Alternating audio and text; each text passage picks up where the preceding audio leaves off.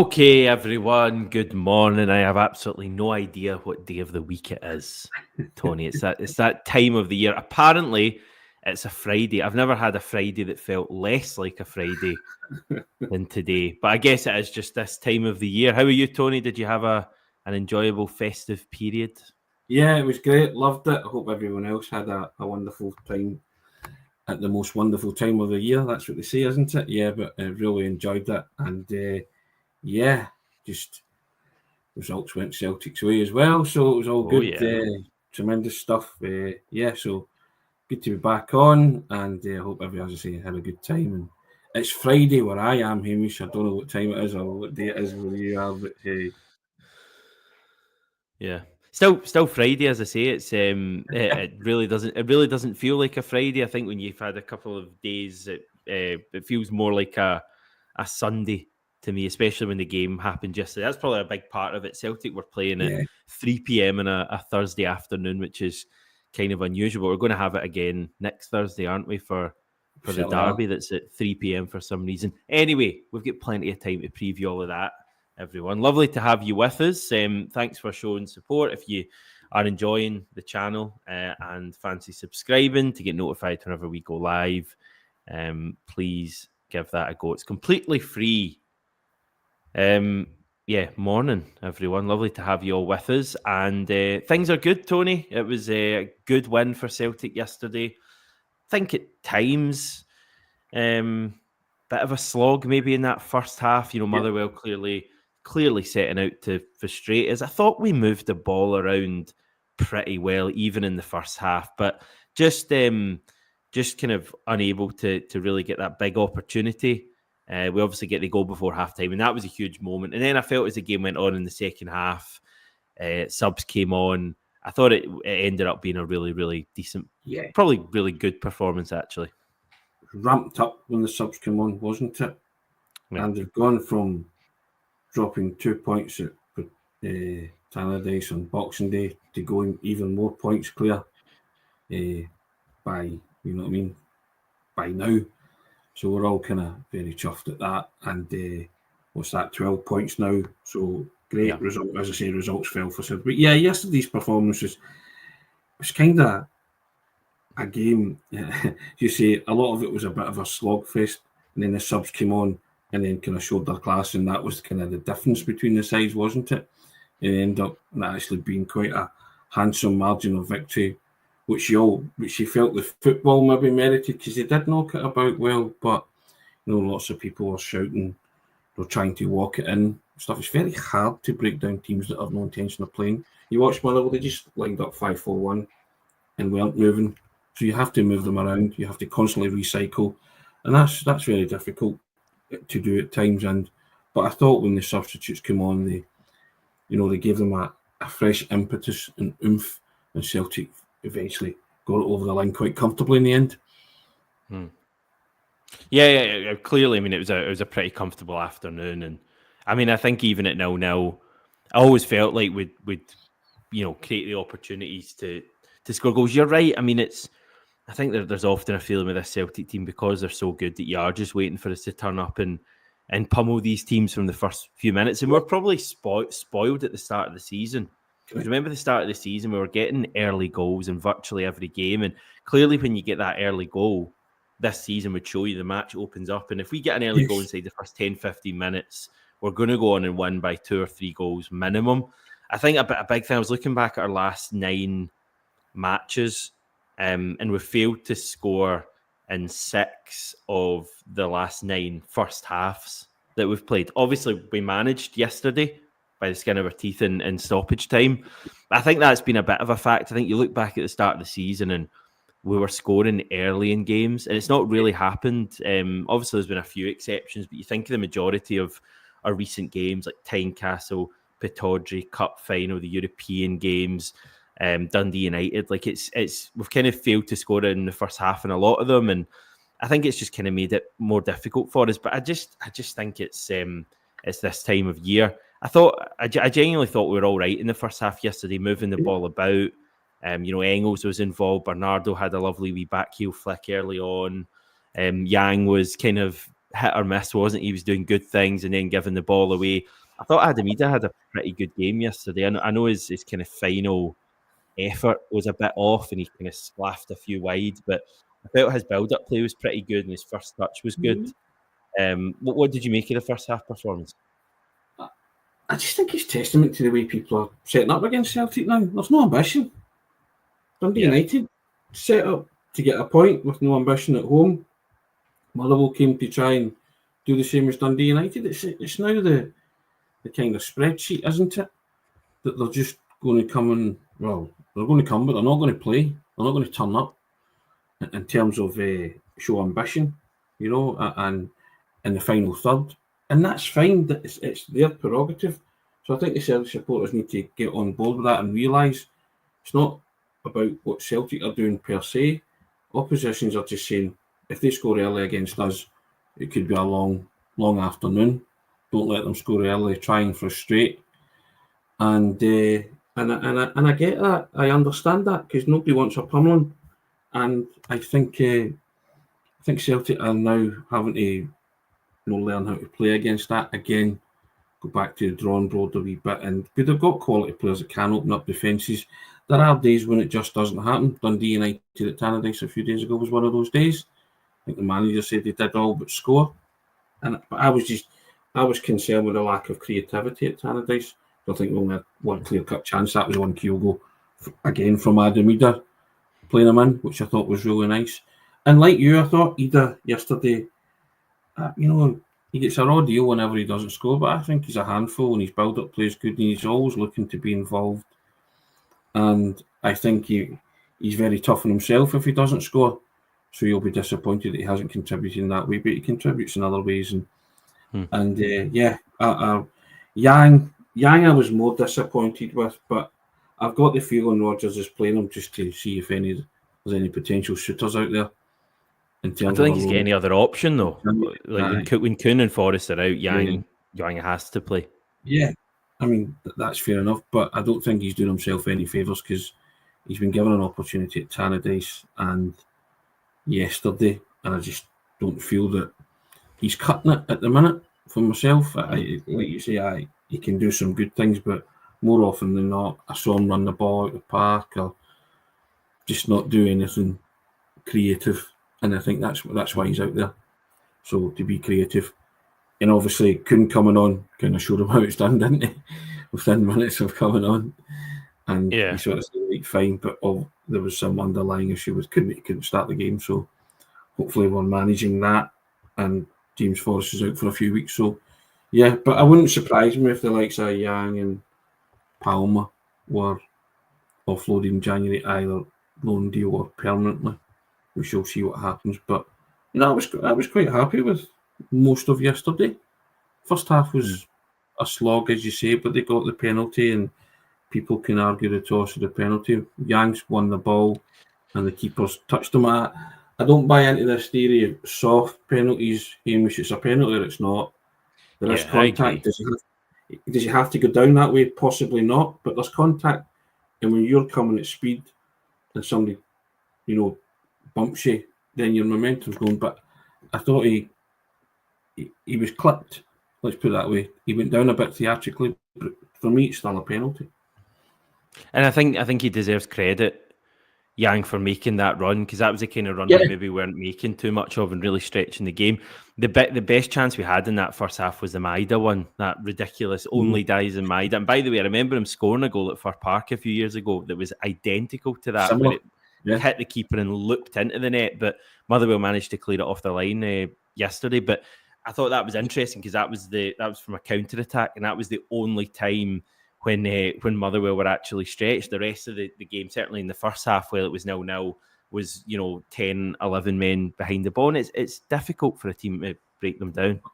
Was that also the same incident where Yang went for a diving? Sorry, when Maida went for a diving header, was clattered in the head, and it was a free kick to Motherwell. That was, Celtic, possibly. Yeah. Well, I thought that was a Stonewall penalty. Yeah. Could argue. But he get clattered in the head, and it was a free kick to Motherwell. I was bamboozled by that decision. But yeah, when Celtic moved at speed and got forward, they were very good. but it was just a few times they could do that because of the way Motherwell set up. It's individual teams' prerogative to set up whichever way they want, but you know now that every team that's playing Celtic is going to set up that way. They've really no intention of playing you because they know you've got players that can hurt you and are fast, and if they get you at speed, then they will score goals against you. It took its time yesterday, but I think when the second goal went in, brilliant delivery from Engels, great, crucial touch by Scales, and then it's just begging to be put in, isn't it? And Maida dutifully did. But once that goal goes in, everybody breathes because they know that's the match-winning goal. Because Motherwell going to have to come out, and when they come out, they ain't scoring twice or three times. Yeah, and you even, I think you heard the atmosphere change inside Celtic Park. Cause it was just a few groans. I don't think it was necessarily getting on the kind of against the team. It was just a bit of frustration that moves weren't quite coming off. But the point I wanted to make was, sorry, you go, Tony. I think they were mindful of the John Abika game. Remember when Motherwell did nothing and the corner came in and John Abika just somehow trickled in. So I think for a spell, people were like, we need this second goal to breathe because there's always a chance that could happen. You know, so I think that was, and then once the second goal went in, that was it. It was like, right, fine. And my words to my father, I turned to my father and said, hopefully they can go on and score another couple of goals now, because that was it. I thought the game was won, and now they can relax on it and play a bit of football, which they duly did. We've got a comment in, Anthony. It's a really short comment, but I just think it's a great point. And to be honest, it's a point I've not kind of heard made enough, to be honest, that, you know, I think Nicholas Kuhn, the difference when Nicholas Kuhn came on yesterday, and I know Real Hatate was on as well, and Kyogo, but Hatate especially. Hatate, for me, I know he only played half an hour, but could well have been the man of the match yesterday, because I thought he was excellent when he came on. But the point I'm making with Nicholas Kuhn is that he's the difference between someone like Yang, who clearly, you know, as I say, Yang deserves credit for winning as a penalty yesterday. But clearly when you see Yang go off and Kuhn come on, and you just see a total difference in how Celtic play. And I just think you look back at Tannadice, and we didn't have Nicholas Kuhn. We're missing a number of other players. And it just feeds into what I said at the time. It was just one of those days. But I thought when Kuhn came on yesterday, first of all, I was delighted that he was back, because I was a little bit concerned when I heard it was a knee injury. And we didn't really hear anything since Sunday's game from the manager, mainly because it's Christmas and he wasn't really doing a press conference before yesterday's game. But I was delighted to see him back involved in the squad and also coming on for half an hour. But even more delighted to see the way he played. I just thought Nicholas Kuhn was excellent. I know his goal was slightly fortuitous in that it took a deflection, but I think he deserved that for you know, taking it on. But he's so quick, Nicholas Kuhn. His first touch, the amount of balls he was taking out of the sky yesterday in his short time on the pitch, that with all due respect, you know, Yang wouldn't have been controlling, they would have been bouncing out of the park. And he just makes such a difference. I thought Kuhn and Hatate yesterday when they came on were excellent. He's just creative, isn't he? He wants to do stuff. He wants to make things happen. And that's the difference. That's a guy at the top of his game, confidence-wise, and Yang's the other side of that spectrum, isn't he? His confidence is low. The managers try to give him an opportunity and play him and build that confidence up. And it's, you know, it's night and day between the two wingers. And I say in half an hour, Kuhn showed Yang how it's done, and he was positive. And it's the old adage, isn't it? You don't shoot, you don't score, and that's that. When you're hitting a ball like that, that's what can happen. You know, if you don't hit it cleanly, but it takes a deflection, it can still go in. So that's what I like about Kuhn. He's always looking to play on the front foot and make things happen and go at his defender and cut inside and try and get a shot away. Ryan's bugbear is that he holds on to the ball too long. Well, he didn't hold on to the ball too long when he came cut inside. Just he thought, I'm having a shot here, and fortuitously it nicked off somebody and went in. So I would encourage him to do more of that, because that's what happens, especially when you're going at that speed and you've got control of the ball at your feet. You can get lucky, and then other times you can do what you did against RB Leipzig and curl it in yourself, because there's no shortage of talent there. But I think everybody got a lift seeing Kuhn come on, and then Hatate just bossed it from the moment he came on, didn't he? He was just, I agree with you. I thought if you're talking about a man of the match, I said, I flippantly said, they should probably have withheld the man of the match because there was no outstanding candidate, but Hatate was involved for the time he was on the park, and I don't know if half an hour qualifies you to win a man of the match award, but some people have won it with cameo performance, haven't they? But I thought Hatate was very good, I have to say. Yeah, he's a total joy to watch when he's playing like that. Like his first touch is clean and his passing is crisp, and he's playing those like incisive passes through the lines that Hatate's vision is brilliant. He sees passes sometimes that as fans we don't even see. Yeah. And it just, when you watch him play like that, Hamish, is they don't always come off, and that's what's frustrating to the fans. But you don't want to knock that out his game because that's what it is. So that's what the kid that Brendan Rodgers is trying to work on. It's consistency for me with Hatate. It has been for a long time, because when he's good, he's excellent. I maintain when he's good, I think he's the best midfielder in the country, pretty comfortably when he's good and playing like that. The issue is that Hatate, maybe over the past 18 months or so, has been having the odd good game and the odd poor game. When he's having a poor game, it's pretty noticeable because he's slack and he's waiting on the ball. So you just want to sit him down, and hopefully the manager is doing this, and he probably has been, sitting him down and saying whatever he needs to say. What you did against Motherwell was excellent. I know you were on as a sub. It's different coming on against tiring legs, etc. But if you play at that level consistently, you'll be in the team for the vast majority of the games, certainly all the big games, and Celtic will be an even better team. Because Hatate, when Hatate's playing like that, and again, I know it was only a cameo, half an hour yesterday, but when he's playing like that, he makes us tick, and I just want to see it consistently from him now. It's all I ask. We know it's there. Surely it's not too much to ask to see it game to game. Bring that level. And I think that's the conversations the manager will be having with him. It's probably why he didn't start against Motherwell.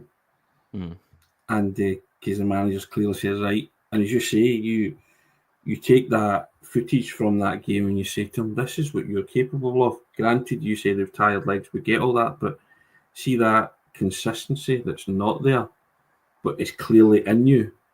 And we need that. That's it. Because I think Hatate's he's a vital cog in that machine. When he plays Celtic play, but he has to be on it. And I speak about that. I use a word erratic to describe him, because his passing is erratic a lot of the time, because he is taking those risks.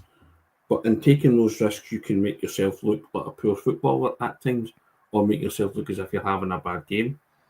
And I just think he can protect the football better at times. But when he's on it, like yesterday, and his passing is on point, he is the best midfielder in the country by quite a considerable distance. But we always have this conversation, don't we, at some point about Hatate. He's never on it for a consistent length of time. He's on it for 2 or 3 games and then reverts to type. He has one of those games where nothing happens, and we constantly keep going back to it, and we constantly go back to, this is what the manager needs to say to him, bring this Hatate. And we have had that conversation since he joined the club. I take your point. I mean, it's a point I hear made a lot, that it's the fact he takes risks, and he clearly does. And I think you need that. You can't have everyone just keeping the ball. You need someone who takes risks. For me, like, him finding consistency is probably like less about his passing for me, and it's more just about a kind of attitude. And I don't mean to say that as if like he's his attitude's all wrong, but I just feel some games he's kind of, you see him sometimes and he thinks he's got all the time in the world, and he's waiting and he's getting caught. Whereas yesterday when he came on, whatever the reason for it, he came on and, as I say, everything was crisp. He was making runs, he was darting in behind, he was finding other players. It was a joy to watch, and I just want to see that, like that same kind of level. Yeah, there was an urgency about him yesterday.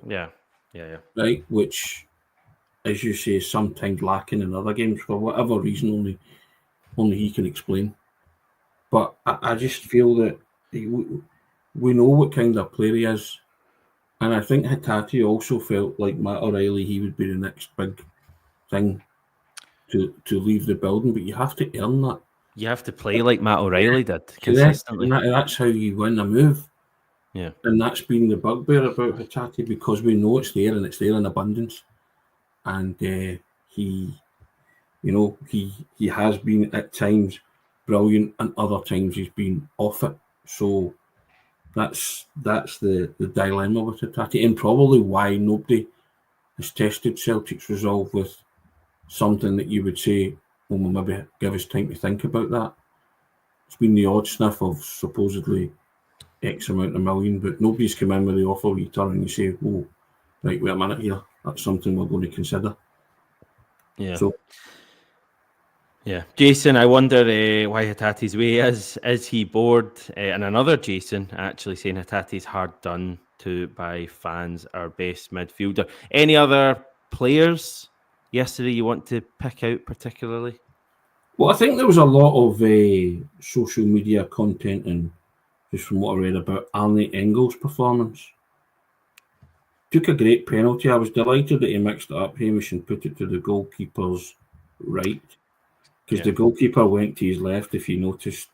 The more astute of you would have noticed, thinking that Engels was going to revert to type and put it there, because every one of his penalties has gone there, the ones that he scored. But he put it on the other side, which I thought was very clever. So I'm glad he did that. He's a good penalty taker, isn't he? Cool. He's very good. He fires it. He doesn't mess about with it.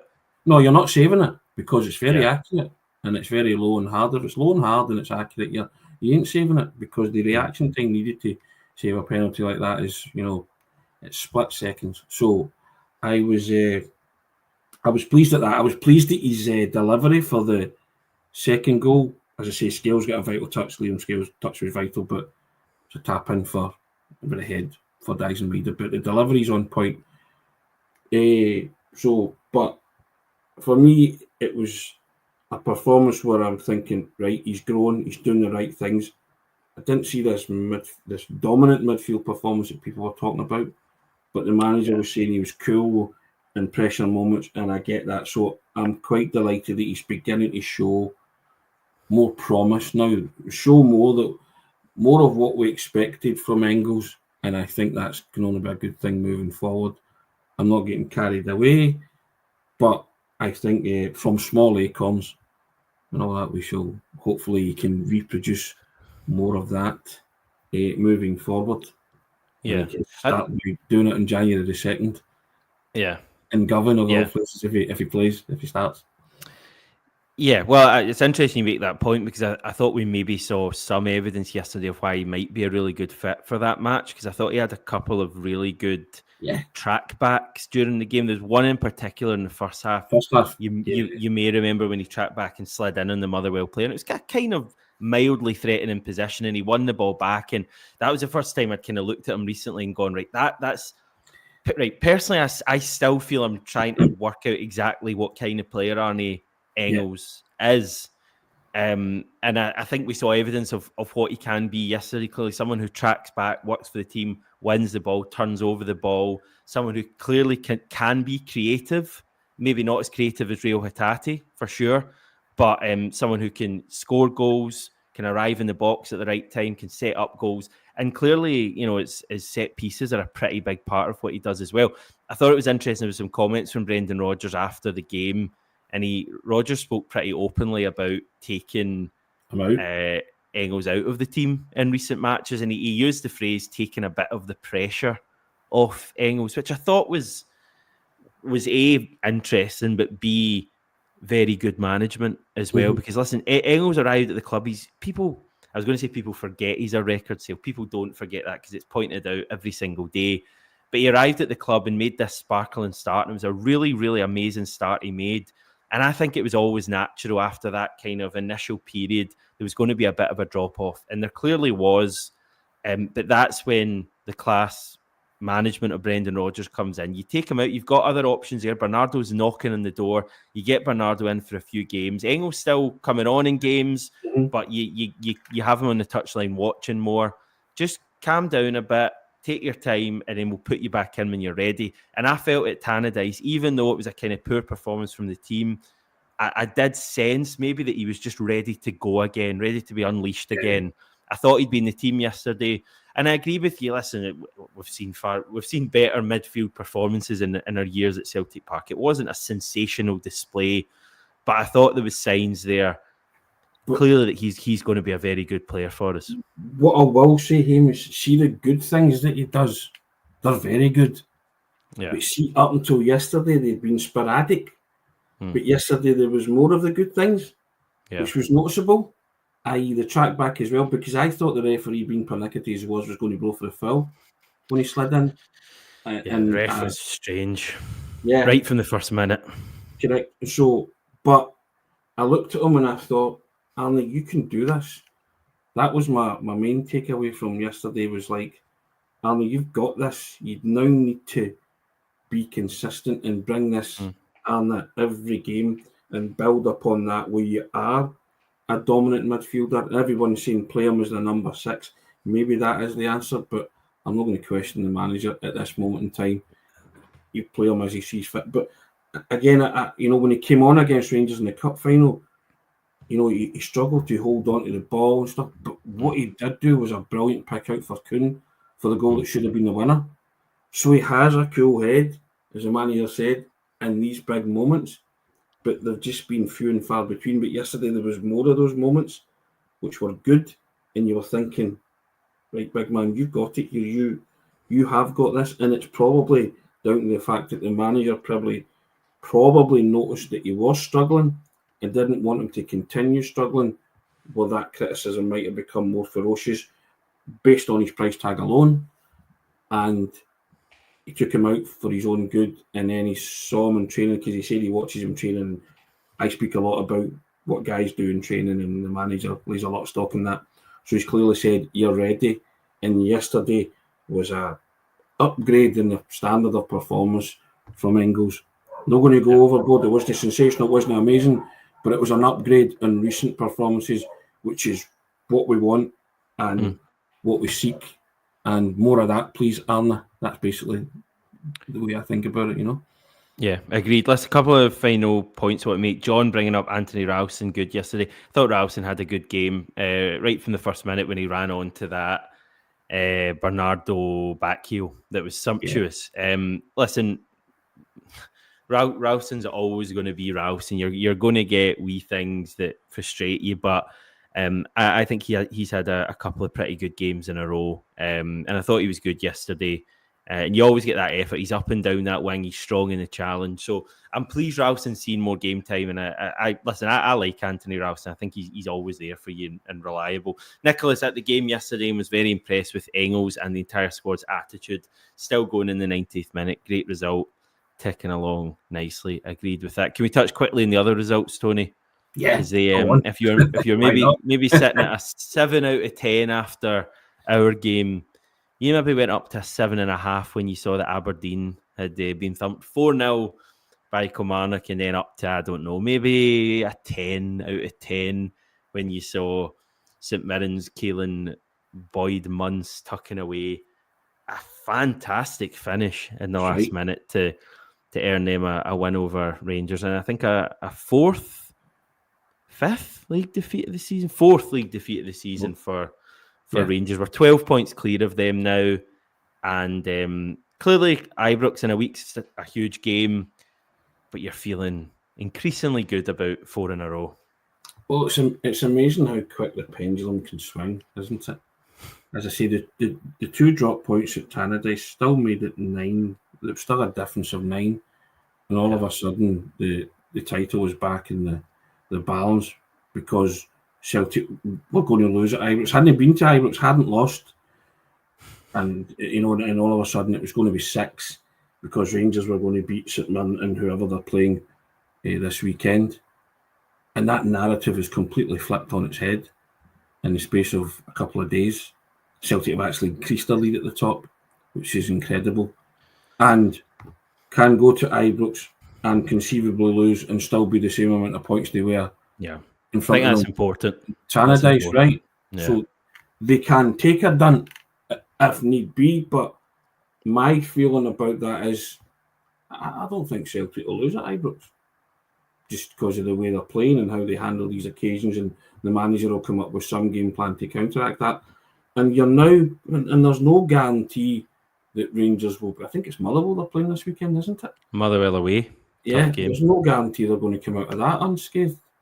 So you could be going to Ibrox and having your lead increased and going to increase it. So see if that's the case, you go and grab the bull by the horns, and you play your game and you go and win again.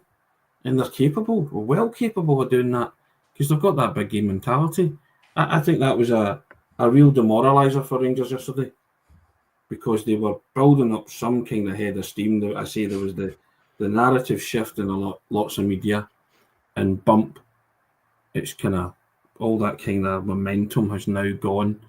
They're now back to, questioning their manager and should he be there. Great, let them do that. Celtic will just tick along nicely, as the commenter said there. And granted, the Celtic's recent performances in the Premiership had been tapering off, but they got a wee bit of their mojo back yesterday. Hopefully they can rediscover it big time against St Johnstone, and then go into Ibrox, flying and confident, and and I'm always confident in this Celtic team to go to places like Ibrox and not lose. I think lots of Celtic supporters would take a draw right now, but the way I'm thinking of it is, if you can come out unscathed, great, but you can inflict real title damage on them by going and winning, and that's not beyond the Celtic team at all. Yeah, and clearly as the game approaches, we're all going to be feeling that way, and we're all going to be really hoping we go and get a result. I think a pretty important point to make, though, is kind of regardless of what the result is there, even if it was to go the worst way possible, we're still going to be in a really good position going into 2025. Yeah, of course. It's not you feel. I mean, I know I'm biased. I'm a Celtic fan, but I know this will probably come across as cocky. I don't really care. I don't have any worries about Celtic winning this league. I'm kind of pretty sure Celtic going to win the league, and I felt that way all the season. And if you're honest, you're the same, and everyone else is the same. It would just be nice to win it by a huge margin, and I guess inflicting more misery on them is always a nice way to go. Celtic have manoeuvred themselves into a position in the league where they can go to Ibrox, and as I said there, they can take a dunt, and it wouldn't really greatly affect them. Not that they want to, but if the result does go the worst way possible, if you lived your life by thinking football works in the law of averages, it certainly doesn't. The better team usually win these football matches, but some people believe in fates and gods and things, saying, it's maybe their turn, the opposition's turn, possibly, but I don't believe in that stuff. The better team wins, and at this moment in time, Celtic are a better team with better players, and hopefully they can grow in confidence even more by beating St Johnstone. Still got to turn up and do that before you go to Ibrox, but go to Ibrox and as fine a fettle as you can, and let the chips fall where they may, but you trust these players and managers to deliver at all times. Yeah, great one for St Mirren yesterday. Graham Caldwell, a resident St Mirren fan, saying, "Are Celtic taking the reserves to Ibrox next week? I can't see anything other than a heavy Celtic win. Robin Proper will be run ragged. He is a shambles. Their defence is a shambles as well.